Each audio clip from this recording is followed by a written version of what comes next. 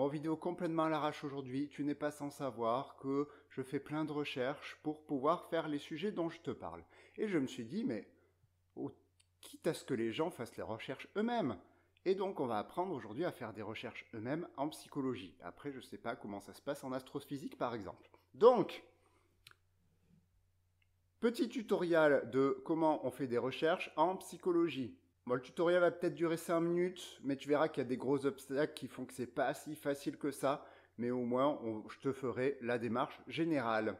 Donc, on va prendre un sujet au hasard dont on n'a rien à faire. On va prendre, par exemple, est-ce que ça détruit les dents des enfants de porter une tétine? Oui, c'est pas de la psychologie, mais c'est pas grave, j'ai pas envie de faire chier à trouver un sujet. Donc, le site que j'utilise, c'est un site qui s'appelle PubMed. Donc je vais te faire des petites impressions d'écran parce que ce que je voulais faire, c'est que tu es en direct ce que je fais sur mon écran, mais en fait j'ai pas réussi à faire et j'ai pas le temps de chercher comment faire. Donc du coup je te ferai des petites impressions d'écran pour que tu vois les éléments.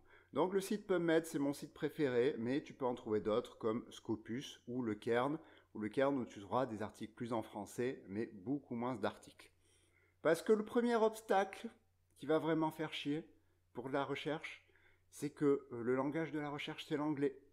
Donc en fait, si tu parles pas anglais, t'es un peu dans la merde. Alors maintenant, il y a des traducteurs de plus en plus performants, mais ça change rien que tu risques de perdre quelques nuances ou risque d'y avoir quelques contresens. Donc, je vais te donner la démarche, mais effectivement, si tu parles pas anglais, on sait que tout va être plus compliqué. Bon, donc ce site, contrairement à Google, où on peut poser une question précise, genre à quel âge il faudrait que mon enfant il arrête la tétine, là, on va pas te répondre comme ça. Le moteur de recherche, il est largement pas aussi bon que Google. Ce qu'il fait, c'est qu'il te donne une liste d'articles qui part d'un sujet. Donc en fait, ce que tu vas devoir faire dans le moteur de recherche, c'est montrer le sujet que tu veux chercher. Par exemple, quand je voulais faire la vidéo sur les délires collectifs, j'ai écrit Massisteria et déjà, il y avait pas mal de sujets qui sortaient sur Massisteria. Voilà, donc là, vu que c'est en anglais, déjà ce qu'on a trouvé, c'est comment ça s'appelle tétine. Donc tu peux aller sur Google Trad, en général, c'est ce que je fais quand je connais pas le mot anglais. Tétine, je crois que c'est pacifieur, mais je suis plus du tout sûr. Voilà, c'est ça. Et on va mettre les nourrissons ou children, ça ira. Et après, tu te retrouves avec 848 résultats. 848 résultats, c'est pas énorme. Donc on pourrait se taper toutes les études pour essayer de voir lesquelles nous conviennent. Mais on va pas du tout faire ça. Car dans tous les moteurs de recherche scientifiques, tu trouveras des petits filtres. Et il y a deux filtres très intéressants quand tu cherches des informations. C'est le filtre méta-analyse ou le filtre review. Alors, le filtre méta-analyse, en fait, il sera surtout utile quand tu cherches une réponse en chiffré. Par contre, tu veux savoir les chances que tu as de mourir d'un cancer du foie quand tu bois de l'alcool. Là, une méta-analyse, ça sera pas mal. Une méta-analyse, c'est un article qui prend tous les articles sur une question et qui en fait des analyses statistiques pour trouver à peu près les moyennes, quelle est la réponse à la question. On l'utilise beaucoup en épidémiologie, par exemple, pour prendre plein d'études et voir les facteurs de risque d'une pathologie. Bon, par contre, moi, pour faire les vidéos, c'est pas ce que j'utilise le plus. C'est pas ce que j'utilise le plus parce que, en fait, il y a une partie encore mieux, c'est les reviews. Les reviews ou les systematic reviews, alors c'est quand, par exemple, un chercheur décide de prendre toutes les études sur un sujet et d'en faire un résumé. Ce qui est pas mal parce que du coup, ça te permet d'avoir une vision à peu près globale d'un sujet. Et moi, quand il y a une review sur un sujet que je veux faire en vidéo, je sais que la vidéo sera super simple à faire parce qu'en fait, ce que j'aurais juste à faire, c'est de reprendre les informations de la review, pas me taper 15 000 articles, mais avoir juste 2 ou 3 reviews qui me font un résumé de tout ce qu'il y a à savoir sur un sujet. Donc là, on va cliquer sur review et on voit que déjà, on a 88 résultats.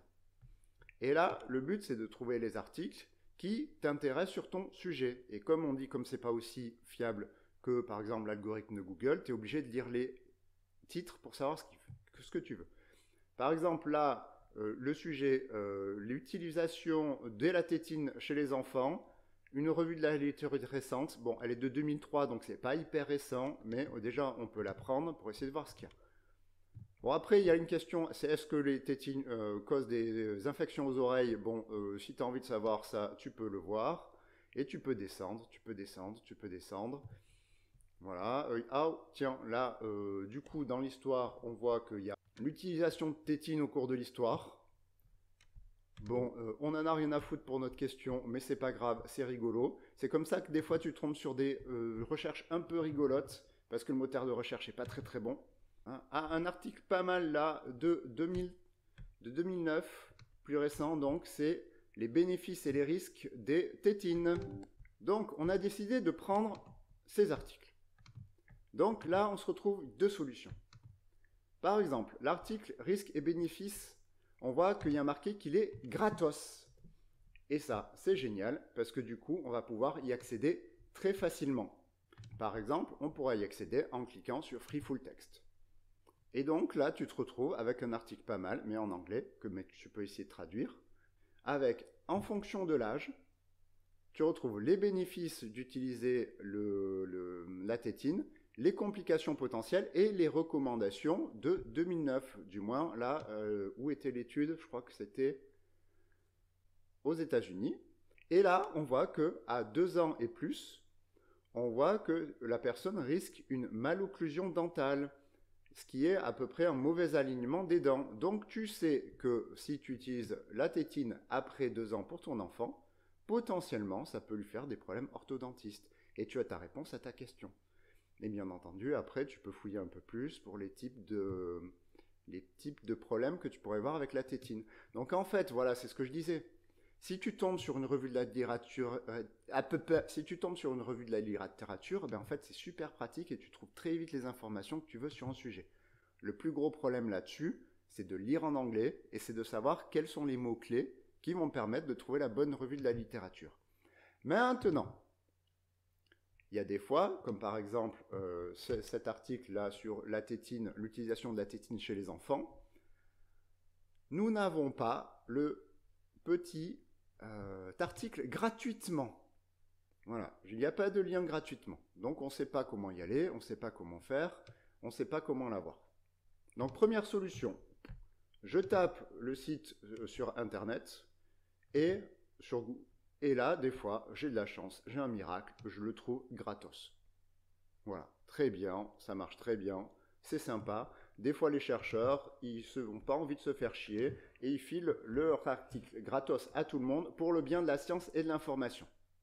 Mais il arrive que des articles ne soient pas gratos.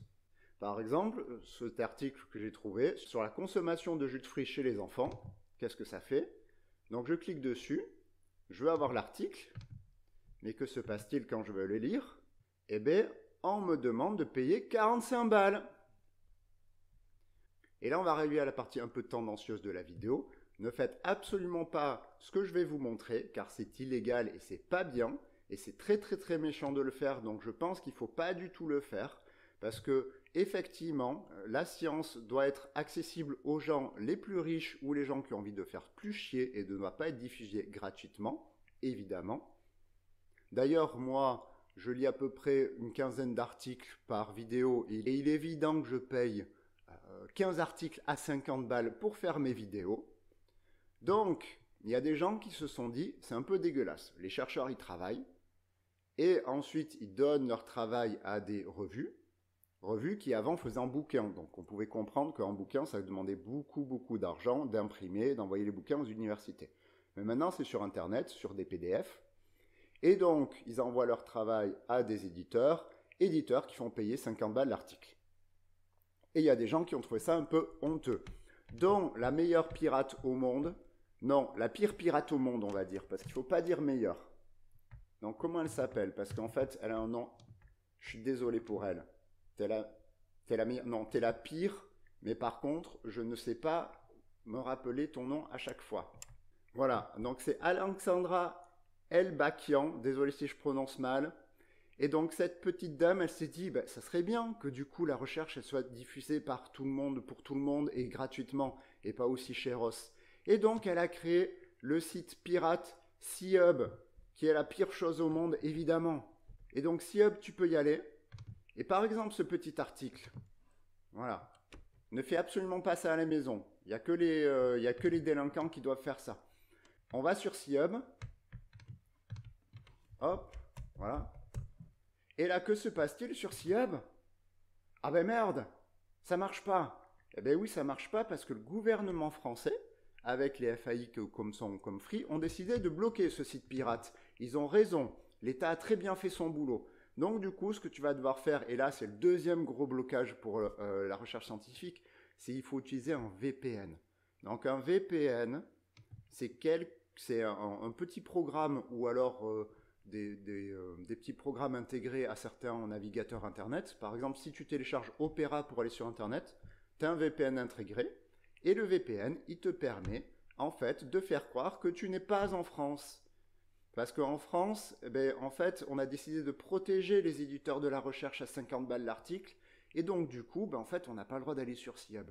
Mais là, si tu vas dans n'importe quel autre pays et que tu dis que tu es dans n'importe quel autre pays, tu peux aller sur C-Hub, tu copies le petit article que tu voulais mettre, tu mets Open, et là, dans à peu près 95% des cas, mais en fait, il te le trouve. Bon, là, pas de bol, en fait, il ne me le trouve pas.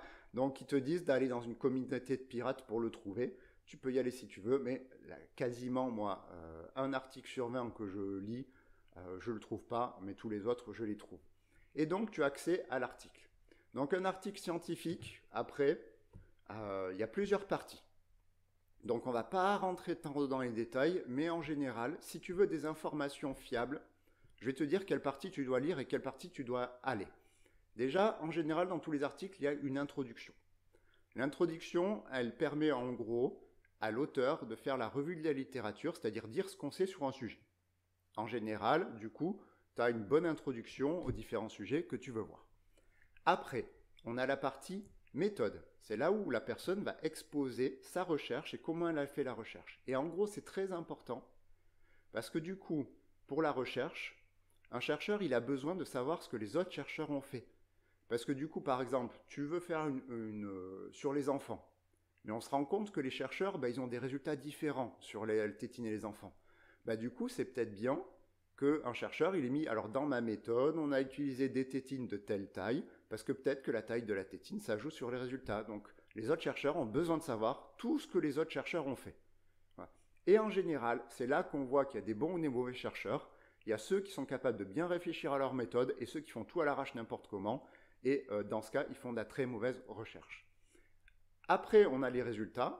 Bon, en général, c'est des analyses statistiques. La plupart des gens les sautent et tu vas rien y comprendre. Et moi, d'ailleurs, maintenant, j'y comprends plus rien parce que ça fait un moment que j'ai pas fait d'analyse stat. Et d'ailleurs, la plupart des types d'analyse, il y a tellement d'analyses stat que tu peux faire qu'il y en a plein. Et ce qui est important après, c'est la partie discussion et conclusion, où la personne va revenir sur la revue de la littérature et dire ce que sa recherche a de nouveau et à apporter de nouveau. Et là, dans les méta-analyses ou dans les revues de la littérature, c'est le plus important parce que c'est là où tu auras vraiment les résultats et les conclusions de toutes les recherches qu'ont fait les chercheurs et les autres chercheurs. Après, souvent, ce dont on ne parle pas, c'est que souvent, ils mettent partie l'imitation. C'est-à-dire qu'en fait, les chercheurs, en général, ont un regard critique sur la recherche qu'ils ont faite et expliquent pourquoi leurs résultats, il faut les prendre avec des pincettes. Ils vont dire, par exemple, ok, nous, on a trouvé ces résultats. Par contre, on l'a fait passer l'expérience que dans une partie du pays. Donc, du coup, il faut faire attention à ce qu'il n'y aurait pas un effet des régions dans lesquelles on a fait passer l'expérience. Où ils vont dire, ok, c'est bien nos résultats, mais par contre, on n'avait que 20 participants dans l'étude, donc c'est pas assez. Donc ça, c'est toute la partie technique. Mais si on résume, si vraiment, en fait, tu veux accéder rapidement à un sujet, tu vas sur PubMed, Google Scholar ou Scopus. Tu trouves le nom du sujet que tu veux en anglais. Tu tapes ce nom.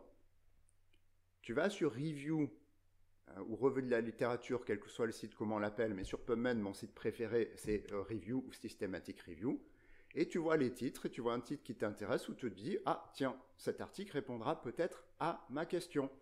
Ensuite, tu vas te démerder à trouver l'article, mais je te conseillerais effectivement de payer 50 balles l'article pour être en règle avec la loi et ne pas profiter de ces méchants pirates qui détruisent vraiment les pauvres éditeurs qui arnaquent tout le monde.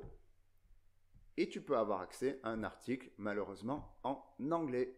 Voilà, c'était un petit tutoriel pour faire tes recherches toi-même sur la psychologie.